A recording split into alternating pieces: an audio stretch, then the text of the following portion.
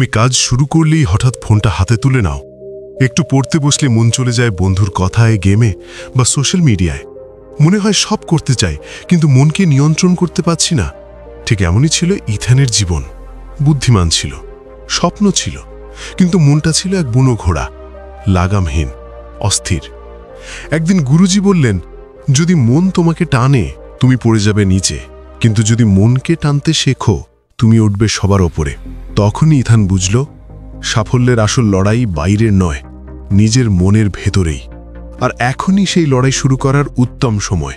তাই তুমিও যদি নিজের জীবনটা বদলাতে চাও, তাহলে একটুও স্কিপ না করে সম্পূর্ণ ভিডিও দেখো। একসময় এক ছোট্ট গ্রামে থাকত ইথান নামে এক তরুণ ছেলে। সে ছিল বুদ্ধিমান, কিন্তু তার একটা বড় সমস্যা ছিল। সে কোনো কিছুর উপর মনোযোগ ধরে রাখতে পারত না। তার মনটা ছিল এক অস্থির পাখির মতো, এক চিন্তা থেকে আরেক চিন্তায় উড়ে যেত। যখনই সে পড়াশোনা শুরু করত বা কোনো গুরুত্বপূর্ণ কাজ করতে বসত, অল্প সময়ের মধ্যেই তার মন চলে যেত গেম খেলার দিকে বা অন্য কিছুতে। পড়তে বসলে হঠাৎ ফোন, বন্ধু কিংবা অপ্রয়োজনীয় চিন্তা মাথায় চলে আসত। ইথানের বাবা তাকে প্রায়ই বলতেন, বাবা, তোমার মনটা এক বুনো ঘোড়ার মতো, যদি তাকে নিয়ন্ত্রণ না করো সে তোমাকে ভুল পথে নিয়ে যাবে, কিন্তু যদি তুমি মনকে নিয়ন্ত্রণ করতে শেখো তাহলে সেটাই তোমাকে তোমার গন্তব্যে পৌঁছে দেবে।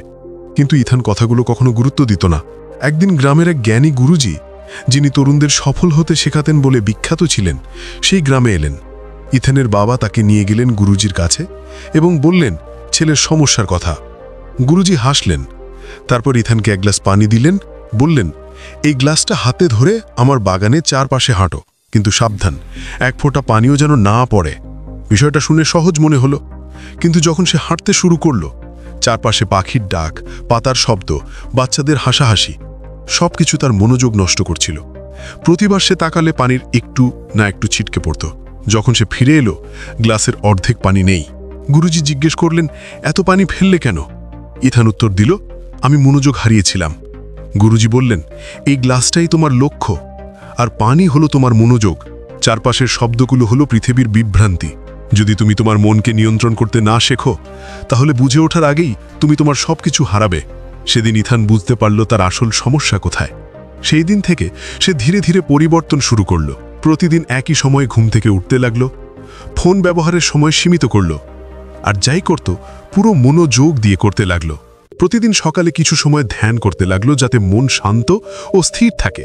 শুরুর দিকে কঠিন লাগতো, মন বারবার অন্যদিকে চলে যেত, কিন্তু সে প্রতিবারই তা টেনে ফিরিয়ে আনত। দিন কেটে গেল সপ্তাহে, সপ্তাহ কেটে গেল মাসে। ধীরে ধীরে সে অনুভব করল নিজের মধ্যে এক পরিবর্তন।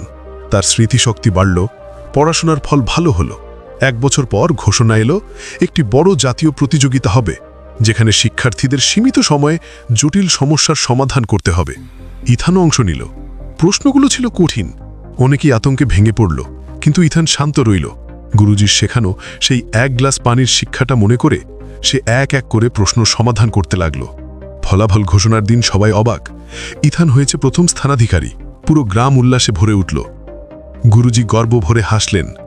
সেদিন ইথান প্রমাণ করল, নিয়ন্ত্রিত মন প্রতিভা, ভাগ্য কিংবা বুদ্ধির চেয়েও শক্তিশালী। তারপর থেকে সবাই তাকে চিনত নিজের মন জয় করা ছেলে নামে। যদি আজকের গল্প তোমার ভেতরে সামান্য অনুপ্রেরণাও জাগিয়ে থাকে, তাহলে সেটাকে হারিয়ে ফেলো না। আমরা এই গল্প থেকে যে 3টে শিক্ষা পেলাম। প্রথম, মন নিয়ন্ত্রণ করো। যত বেশি মনোযোগ হারাও, তত বেশি গুরুত্বপূর্ণ সুযোগ হাতছাড়া হয়। নিজের মনকে টেনে ফিরিয়ে আনাই প্রকৃত ক্ষমতা। দ্বিতীয়, অভ্যাস গড়ে তোলো। প্রতিদিন ধ্যান, সময় মতো কাজ ও ফোন সীমিত ব্যবহার ধীরে ধীরে মনকে শক্তিশালী করে এবং জীবনের লক্ষ্য পূরণে সাহায্য করে। তৃতীয়, স্থির মন প্লাস ধৈর্য সমান জয়। কঠিন পরিস্থিতিতেও মন শান্ত রাখলে প্রতিভা ও বুদ্ধি পুরোপুরি কাজে আসে এবং সাফল্য অর্জিত হয়। এই গল্পটা লাইক করো, এমন কাউকে শেয়ার করো যার এখন একটু আশার দরকার আছে। আর মনে রেখো, তোমার সাফল্যের পরবর্তী অধ্যায় শুরু হয় সেই মুহূর্তে যেদিন তুমি তোমার মনকে নিয়ন্ত্রণে আনার সিদ্ধান্ত নাও। আজই শুরু করো।